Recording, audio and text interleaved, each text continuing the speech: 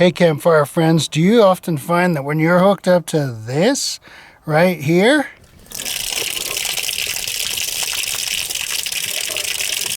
and do you sometimes find that you're camping and you constantly hear this noise?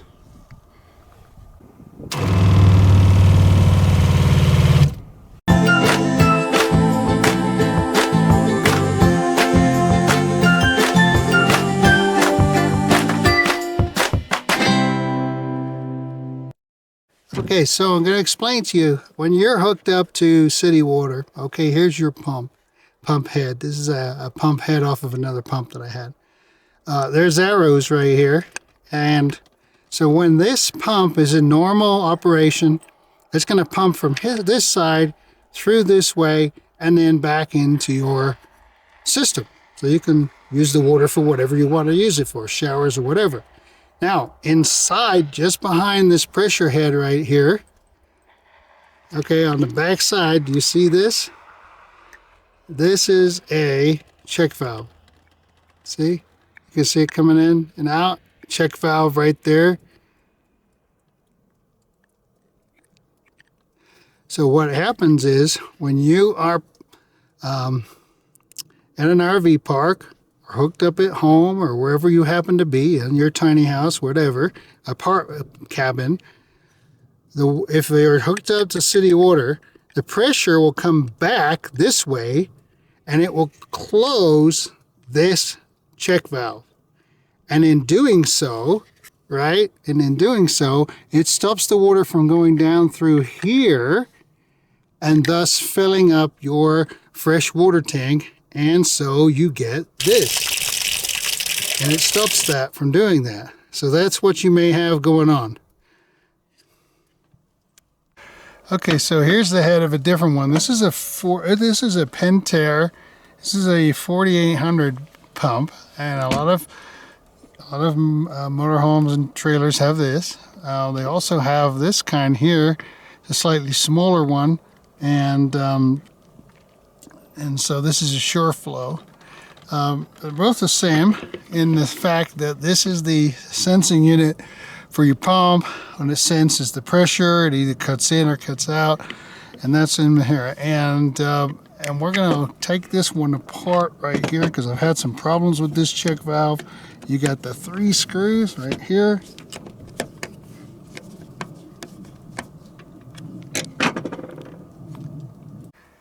And so you undo these 3 screws, you gently pull that off, and there you go. See, this is the check valve assembly right here. You can get that eased out of there real gently. Gently, and there you go. There's as you can see, there is a spring that goes in there like so.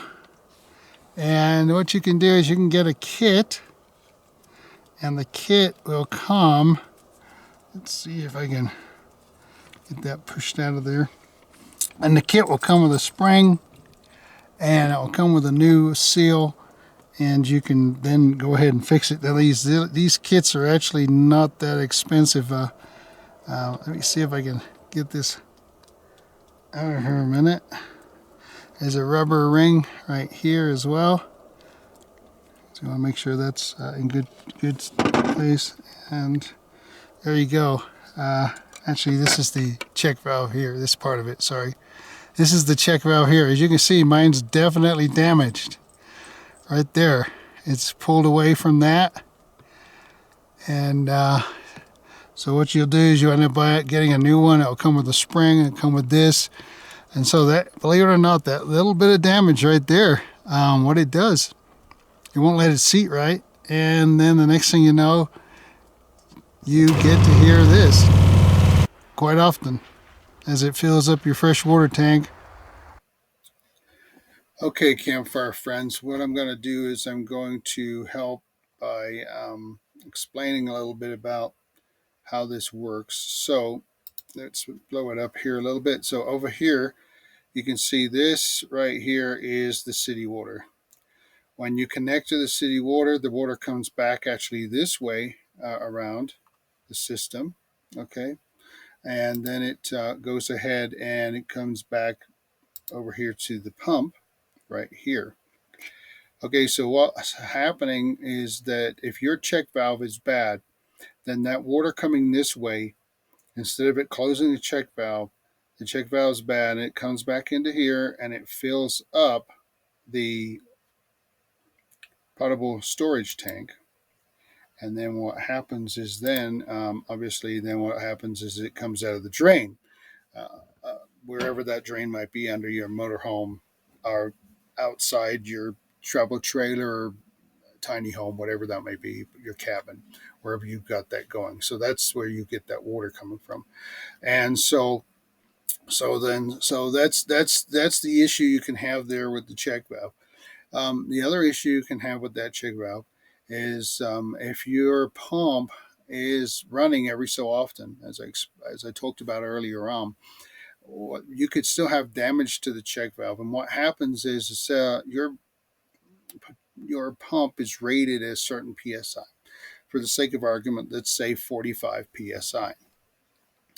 And then if this slowly leaks back into the potable storage tank, which has no pressure on it other than atmospheric pressure, which is going to be significantly lower than 45 psi, well, then what happens is that that slowly drip past there, come back into here, and then every 20, 30 minutes, however long it takes it to relieve the pressure, your pump will run. You see, your pump is going to be set at a certain drop, meaning that, let's just say it's a 45 psi pump, and it drops down to 40 psi. Then the sensor in the end here will sense that it's less than 45, and it will kick in. However long that takes to drip back into here, that's when it's going to kick in. Now, let's say, for instance, now on the other hand, though, let's go over here back to the city water, back to the city side. Over here on the city side, what you've got right there is you also have a check valve, and we saw that earlier in the video. So what you can do is you can put a plug in there, and as little droplets of water come back, relieve the pressure, and the pump comes up. This might take a little bit of time because basically whatever plug you put in there, it's going to have to drip water in and fill up and create pressure um, to allow this pressure in here to build and to stop your pump from running. So if you put a plug in there and maybe, I don't know, an hour or two later, you leave it for the rest of the day or something, and you find out that, hey, it's not running anymore, then there's a good chance that your check valve inside this connection is bad. Now that's obviously an easy, and it's actually a relatively easy fix. It's also a fairly easy diagnosis because, like I said, you could just put a cap in there, you let the pressure build, and eventually the pump's going to stop running um, periodically. And obviously, if you're camping or whatever, you could just leave that plug in there until you finish your beautiful trip in the wilderness, and then fix it when you get home. So the other thing I wanted to point out is back here on the water heater. Okay, as you see right here, they've got three valves here. Back in their water heater here, you can see 1, 2, and 3. A lot of systems are set up that way. Some systems are set up with check valves in the back of these, and those check valves can also go bad. The indication of that is you'll find that you have no hot water, because when that stem breaks off, it blocks this line and it doesn't let the hot water. A simple way to find out if that's what's going on, if you have these valves here, is simply shut these valves, put the bypass on, and what will happen is that will bypass, and cold water then will come through the hot side of your shower and your sink and etc. So you know that the blockage is around here, and And a lot of times it is because of a faulty check valve. Some water heaters do have that. Others have this set up here with the three valves set up. And what happens is you simply shut this middle valve, open these other two valves. When you're ready to use the water heater, it shows the cold water through here, and then it lets it go back out into the hot water system. And then you end up closing these two valves, opening up this valve when you're putting your RV antifreeze in the system to store in the wintertime. So there, hopefully the diagram helped sort out some of the earlier videos, and you found it useful.